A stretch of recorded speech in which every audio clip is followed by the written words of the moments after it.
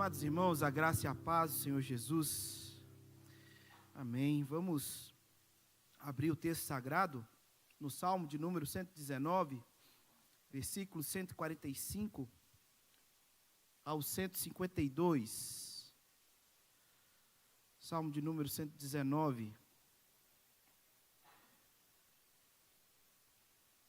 do versículo 145 ao 152.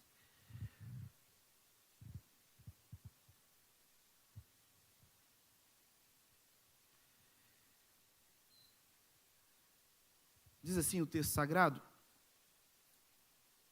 de todo o coração eu te invoco, ouve-me, Senhor, observa os teus decretos. Clamo a ti, salva-me e guardarei os teus testemunhos. Antecipo-me ao alvorecer do dia e clamo, na tua palavra espero confiante. Os meus olhos antecipam-se às vigílias noturnas, para que eu medite nas tuas palavras. Ouve, Senhor, a minha voz, segundo a tua bondade. Vivifica-me segundo os teus juízos. Aproximam-se de mim os que andam após a maldade. Eles se afastam da tua lei. Tu estás perto, Senhor, e de todos os teus mandamentos são verdades. Quanto às tuas prescrições, há muito sei que estabelecestes para sempre. Vamos orar, irmãos. Senhor Deus, queremos ouvir a tua voz e possamos, ó Deus, neste momento, meditar na tua palavra e assim, ó Deus, extrair aquilo que o Senhor quer que obedeçamos ao Senhor na nossa vida, no nosso cotidiano, no nome de Jesus. Amém. Amém. Meus irmãos, esse texto é um texto agora que dará início a uma nova letra do alfabeto hebraico, como nós temos ouvido sempre aqui, nesses últimos domingos, na ocasião do culto das 8, que este texto vai apontar para a oração. E a letra em si, que o texto vai ser o acróstico, né? E vale lembrar que o alfabeto hebraico é dividido aqui nas perícopes do Salmo 119, então são 22 letras com 22 blocos. E este bloco que vamos estudar nesta manhã vai falar sobre oração, que é a letra Kof. E aí estamos finalizando o Salmo 119, e vamos precisar de mais 2 domingos aqui para terminar este salmo. Então nós vamos estudar do versículo 145 ao 152. Justamente enfatizando esse tema tão precioso para a igreja do Senhor, e principalmente para os dias de hoje, que se chama oração. E, irmãos, nós vivemos numa época, e eu tenho dito isso aqui em algumas oportunidades, que é uma época que quase não se pode confiar para sempre em alguma coisa. Às vezes, nós vivemos momentos que parece que vai durar pouco tempo. Não é algo que podemos colocar esperança que vai ser algo por muito tempo. Vou dar exemplos aqui. Hoje, o casamento, e eu falei isso para os adolescentes ontem, hoje o casamento, a sensação que nós temos é que quando um novo matrimônio se inicia hoje, parece que esse matrimônio não vai durar por muito tempo, conforme a promessa que é feita diante de Deus e diante da igreja, que é viver até a morte que separe. E é um dos exemplos que hoje, nesse mundo pós-moderno, nós vivemos, que nós não podemos confiar em coisas que duram para sempre. E parece que tudo hoje é passageiro, né? Diferentemente de outras épocas, por exemplo, após a Revolução Industrial Iluminista, começou-se a acreditar que as estruturas não são mais confiáveis. Aquilo que é permanente é uma falsa ilusão de que podemos colocar a esperança que aquilo vai durar por muito tempo. E quando nós entramos e há essa mudança de época, neste mundo que nós agora podemos falar de pós-Deus, é um mundo que não confia mais em coisas absolutas. Até mesmo a verdade é algo relativo. Hoje, na nossa sociedade, nós vivemos em conceitos, valores relativos e não absolutos. Então, nós percebemos e nós vivemos neste mundo. Um mundo que relativiza as coisas. Um mundo que não crê que coisas são permanentes, mas sim que coisas são líquidas, que se esvaem, que passam. Mas o salmista nos apresenta uma realidade diferente. Aqui neste bloco, o salmista vai olhar para alguém que é permanente. O salmista vai endereçar suas orações para alguém que sempre existiu, para alguém que é absoluto. E aqui é o próprio Deus, claro. E aí ele mostra o passo a passo da sua confiança nesse Deus que não é passageiro, nesse Deus que é permanente, nesse Deus que podemos depositar toda a nossa confiança. Um Deus que não muda, um Deus que não tem sombra ou variação de mudança. Este é o nosso Deus. O Deus que vai nos amparar com mão forte. E essa é a confiança que o salmista mostra aqui para nós, no nosso Deus. Então, para fazer sentido aqui a nossa exposição, eu queria justamente meditar nos 3 pilares para que a sua oração seja uma oração de confiança. Os 3 pilares para que a nossa oração seja uma oração confiante. E o primeiro pilar, e eu vou trabalhar em passos, o primeiro passo que o salmista ele vai apresentar para nós aqui, que está do versículo 145 ao 148, que é uma oração que busca a Deus sem reservas. O primeiro passo, então, e o primeiro pilar para que nossa oração seja uma oração confiante diante de Deus, é uma oração que busca a Deus sem reservas. Observe comigo, então, meus irmãos, por gentileza, versículo 145. De todo o coração eu te busco, ouve-me, Senhor, observa os teus decretos. Observe, então, irmãos, a expressão, de todo o coração eu te invoco. É uma oração, meus queridos, que não é uma oração dividida, ela não é classificada como uma oração de meio termo, não. É uma oração que vai trazer do íntimo do orador, do salmista, uma confiança, entregando todo o seu coração a este Deus que ele está invocando. E ele diz, de todo o coração eu te invoco. Uma oração que é voltada inteiramente para Deus. E agora reparem, meus irmãos, no versículo 146. Existe aqui um pedido e um compromisso que o salmista faz nessa oração, sem reservas. Observe o versículo 146. Clamo a ti.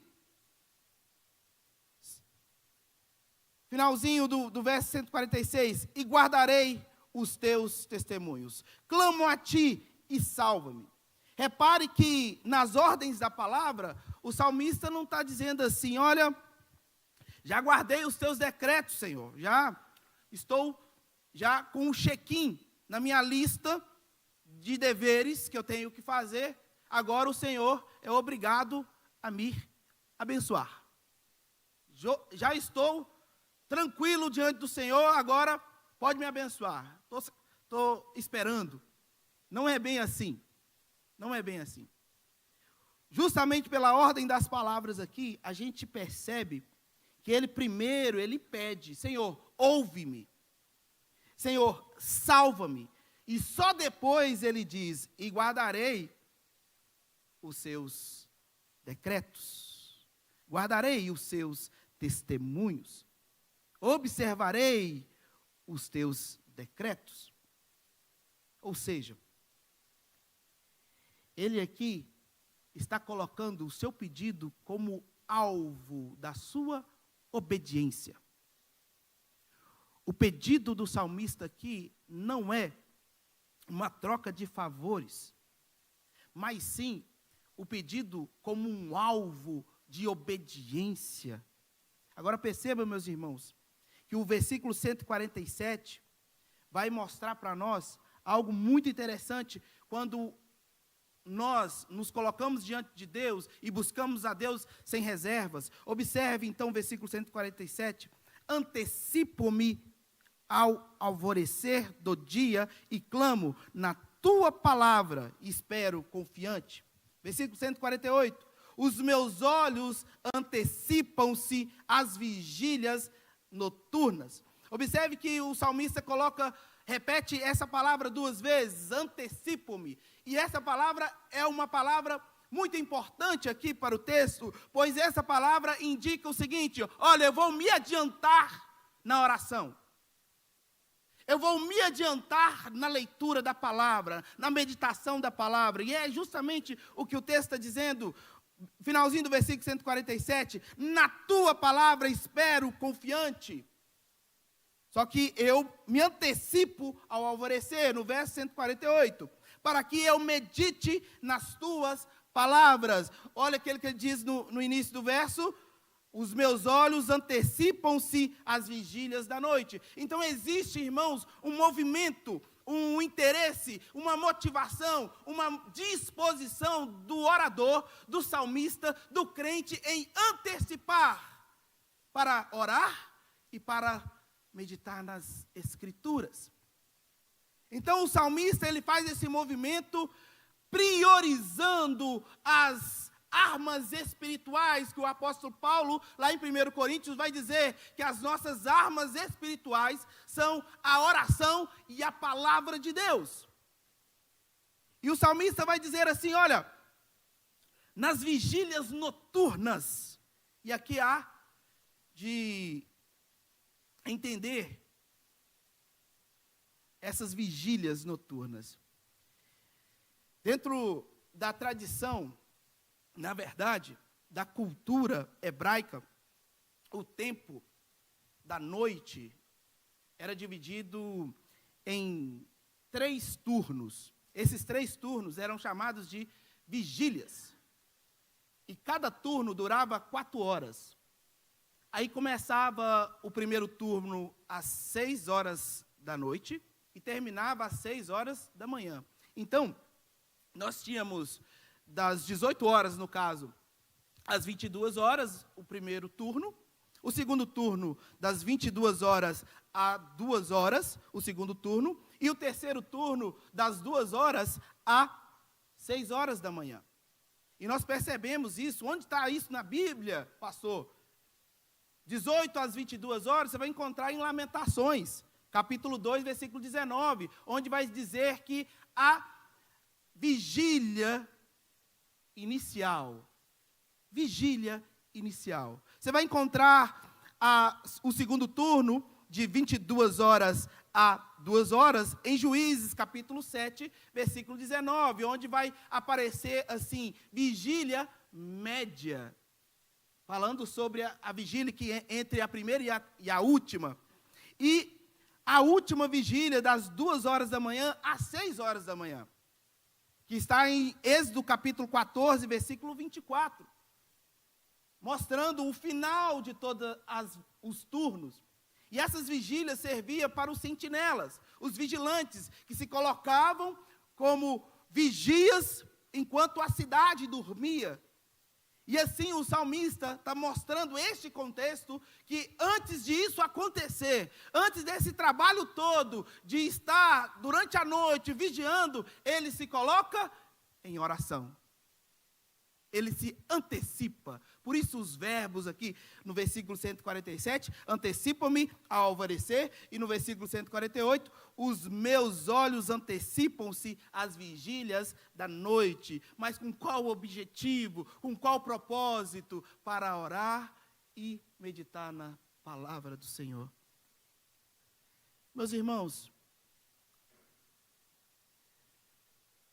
orar sem reservas é orar abrindo mão daquilo que temos de precioso na nossa vida, que se chama tempo. Orar sem reservas é investir a sua vida em oração de todo o coração. É depositar naquele momento específico que você está priorizando o seu Deus, o Deus que você serve, em oração.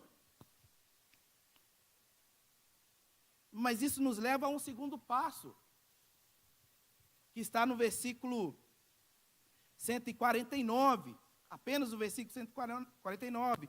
Se o primeiro passo é uma oração que busca a Deus sem reservas, o segundo passo é uma oração que se apoia na graça de Deus. Não tem outra base, não tem outro fundamento. Tem que ser a graça de Deus. Observe o versículo 149. Ouve, Senhor, a minha voz, segundo a sua bondade. Vivifica-me, segundo os teus juízos. Observe que a palavrinha segundo aqui vai direcionar todo o argumento de que quando eu me coloco em oração, a minha oração é necessária ser baseada na graça de Deus. Se não for a graça de Deus, se não for a bondade de Deus, como é dito aqui no versículo 149, se não for os próprios juízos do Senhor, a minha oração não vai passar deste teto. E depois de clamar de madrugada, conforme os versículos anteriores disseram, de antecipar as vigílias, agora o salmista olha para a sua oração e diz: olha, Senhor, ouve a minha voz, atende o meu pedido, segundo a tua bondade, baseado nos teus juízos, vivifica-me. E aqui a palavra bondade é uma palavra que precisa ser destrinchada, porque a palavra bondade aqui tem uma ênfase muito legal. Vou dizer o seguinte: a palavra bondade vem do hebraico chamado tsed, que significa amor leal. Amor leal. É um amor que vai enfrentar tudo por conta do objeto do amor. E observe que o salmista diz assim: Senhor, ouve, Senhor, a minha voz, segundo a tua bondade, baseada neste amor. Observe, irmãos, que o salmista, ele apela para essa bondade de Deus, esse amor de Deus. E é bom nós até citarmos aqui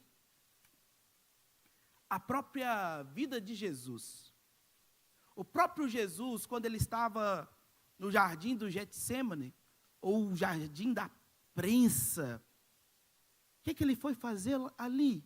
Orar. Orar. E ele orou, e orou, e orou de tal forma que lá, naquele lugar, o evangelista Lucas vai dizer o seguinte, que começou a suar sangue, de tanta pressão que ele estava sentindo naquele momento. Porém, ele estava confiando no amor leal do seu pai. E a presença do Senhor foi acompanhando o seu filho até a cruz. E foi baseando a sua oração. Tanto é que a vida de Jesus, do início ao fim, foi feita de uma vida de oração. Por isso, meus irmãos, que a nossa oração precisa se apoiar na graça de Deus. E esse é o segundo passo.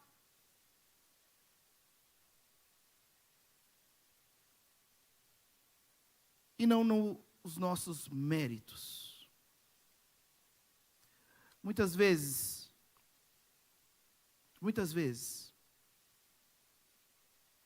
temos dificuldade de orar, porque às vezes um peso no coração, às vezes um problema que está acontecendo, e a dificuldade em orar acaba se esquecendo da base da oração. E a base que o salmista está dizendo assim, olha, Senhor, me ouve segundo a tua bondade, me ouve segundo o teu amor, me ouve, me vivifica-me segundo os teus juízos, a tua justiça. A oração do servo não se sustenta sem essa base. E muitas vezes, a nossa oração pode até mesmo se basear, não em Deus, mas em nós mesmos. Jesus ele vai contar uma parábola do fariseu e do publicano que subiam ao templo para orar. E lá, naquele momento, Jesus ele diz assim, o fariseu orava de si para si. Senhor, obrigado, porque eu não sou como os demais homens. Aí o publicano, Jesus ele diz, Senhor, ser propício a mim, pecador. E a pergunta que Jesus fala para os seus discípulos é o seguinte, para os fariseus que estavam ouvindo também, né? Quem desceu justificado? Eles não responderam, os fariseus. Mas nós respondemos, quem desceu justificado é aquele que apoiou a sua oração no próprio Deus. No próprio Deus. Então, se o primeiro passo é uma oração que busca a Deus sem reservas, o segundo passo é uma oração que se apoia na graça de Deus. Isso nos leva ao terceiro e último passo que o salmista coloca aqui para nós, do verso 150 ao 152. Observe comigo, meus irmãos. Aproximam-se de mim os que andam após a maldade. Eles se afastam da tua lei. Tu estás perto, Senhor, e todos os teus mandamentos são verdade. Quanto às tuas prescrições, há muito sei que as estabelecestes para sempre.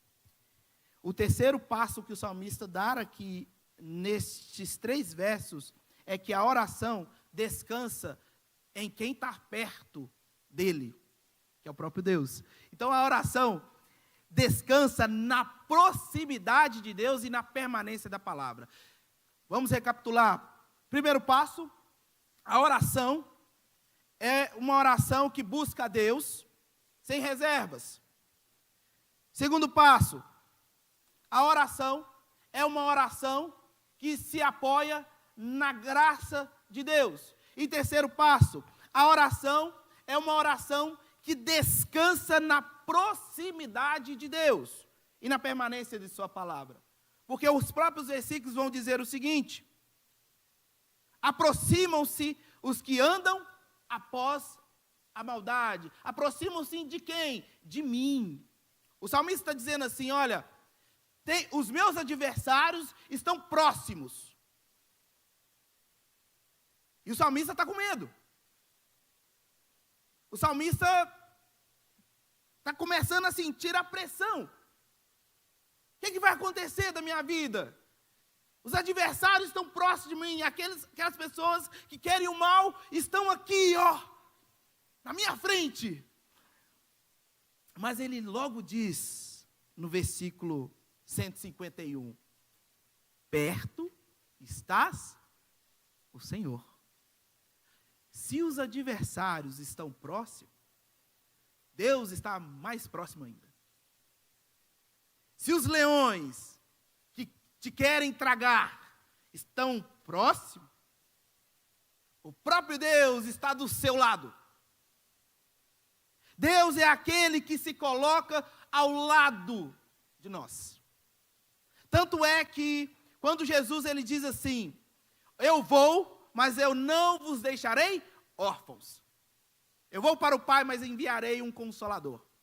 E esse Consolador justamente tem essa função, é o Paráclito, é aquele que se coloca ao lado, aquele que está ao lado ajudando, auxiliando, fortalecendo, consolando, justificando para a glória de Deus. Observe então que o salmista está dizendo, olha, se os adversários estão se aproximando, Deus está mais próximo ainda. Porque o nosso Deus, irmãos, é um Deus próximo. O nosso Deus é um Deus que se aproxima de nós, é um Deus que se relaciona conosco, é um Deus que está conosco tanto no momento da alegria, quanto no momento da tristeza, é um Deus que nos defende nas batalhas, é um Deus que guerreia as nossas guerras, é um Deus que vai à frente, meus irmãos. Esse é o nosso Deus, que está perto, que se aproxima. E aí ele diz mais ainda no bloco, as tuas prescrições, e aqui está falando sobre a palavra, há muito sei que estabelecestes para sempre. O salmista está consciente que se as coisas deste mundo são passageiras, se esvaem dos nossos dedos, se escorrega com facilidade, o nosso Deus, a palavra permanece. Todos os teus mandamentos são verdade. Verso 151, finalzinho do verso 151, e todos os teus mandamentos são verdade. Observe, irmãos, que o salmista está apontando para a pessoa de Deus. O salmista está dizendo o seguinte, Senhor, o Senhor é um Deus pessoal, o Senhor é o Deus presente, o Senhor é um Deus que se relaciona com o seu povo. E há correntes filosóficas hoje que diz que não, Deus não é um Deus pessoal, Deus é um Deus impessoal. Deus é um Deus que fez o mundo, deu cordinha no mundo e soltou, e não se relaciona. Tem correntes filosóficas dentro da igreja que pensam dessa maneira.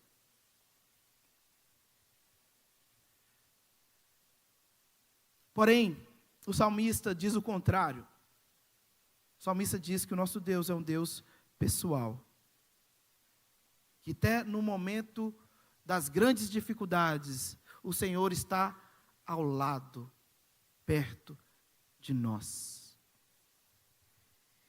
E assim, meus queridos, Ele, de uma vez por todas, o nosso Deus, nesse ponto de estar próximo de nós, Ele o fez, de uma vez por todas, em Cristo Jesus.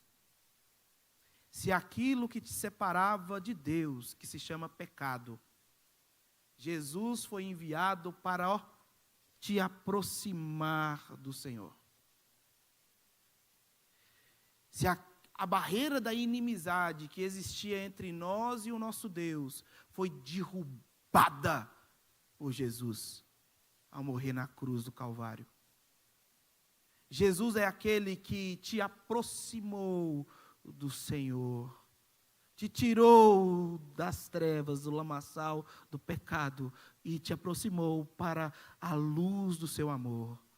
Jesus, a expressão exata do seu ser.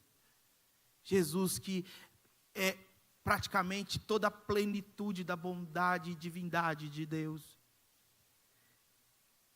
É esse Jesus que nos aproximou, nos reconciliou com o nosso Deus. Por isso a nossa segurança, irmãos, não pode estar nas circunstâncias da nossa vida. A nossa segurança em oração precisa estar no próprio Deus. Não pode estar nos meus sentimentos que mudam. Não pode estar naquilo que eu sei que é verdade. Não. Tem que estar em Deus, que é a verdade. Por isso não depende do nosso raciocínio, não depende dos nossos sentimentos, não depende da nossa vontade, mas depende de quem Deus é. Por isso que o terceiro passo da oração é um passo que crê na proximidade de Deus com o nosso povo, aliás, com o seu povo.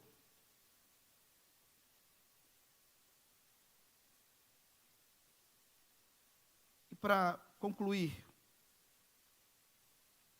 os 3 passos que o salmista deu aqui em oração apontam para os 3 passos que o próprio Jesus ele deu e mostrou para nós que nós também devemos dar esses passos em oração. Principalmente, meus irmãos, hoje que vivemos numa sociedade que não considera nada permanente. Tudo é passageiro. Mas não, nós vamos dizer o seguinte: nem tudo é passageiro. Os meus sentimentos podem mudar. A minha vontade pode mudar. Eu posso mudar. Mas a palavra não muda. Ela permanece. Ela permanece. Porque a palavra foi dita pelo Deus que é permanente, pelo nosso Deus eterno, que nos aproximou a Ele, no nome de Jesus. Vamos orar, irmãos? Senhor Deus, grande é o Senhor e digno de ser louvado, pois o Senhor, ó Pai, na oração nos dá fundamentos para crer no Senhor. Ó Deus, louvado seja o teu nome, pois na oração nós devemos fazer essas orações sem reservas. Nós devemos, ó Deus, apoiar as nossas orações na graça do Senhor. Nós devemos, ó Deus, confiar as nossas orações em um Deus que está ouvindo, em um Deus, ó Deus, que atende os nossos clamores. Um Deus, ó Deus, que está do nosso lado. Louvado seja o teu nome, pois mesmo diante das lutas e dificuldades, o Senhor não se afasta de nós. Pelo contrário, o Senhor se aproxima. Até mesmo, ó Deus, para nos carregar nos braços de lutas que às vezes lutamos e não temos mais força. E o Senhor, ó Deus, faz algo maravilhoso com o seu povo. Quer cuidar, quer estar vigilante, e é aquele que é o nosso defensor. E ó Deus, verdade tão maravilhosa é essa que encontramos em Jesus. O Deus Emanuel, o Deus conosco. O Deus que se coloca, ó Pai, como o reconciliador. Mesmo, ó Deus, sendo nós ainda pecadores, o Senhor reconciliou consigo mesmo no seu Filho.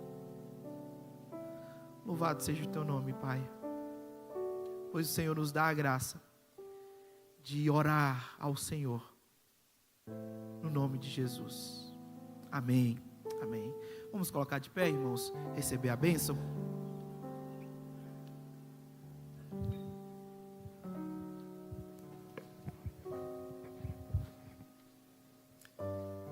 Povo de Deus, ide em paz. O amor de Deus, o nosso eterno Pai, que as suas ternas misericórdias e consolações que vêm a nós pelo Santo Espírito, e que o seu amor perfeito, eterno, incondicional, revelado a nós na pessoa de Jesus, em quem recebemos misericórdia e graça, estejam conosco aqui, com o povo de Deus, espalhado pela face da terra, hoje e para todos sempre. Amém. Amém.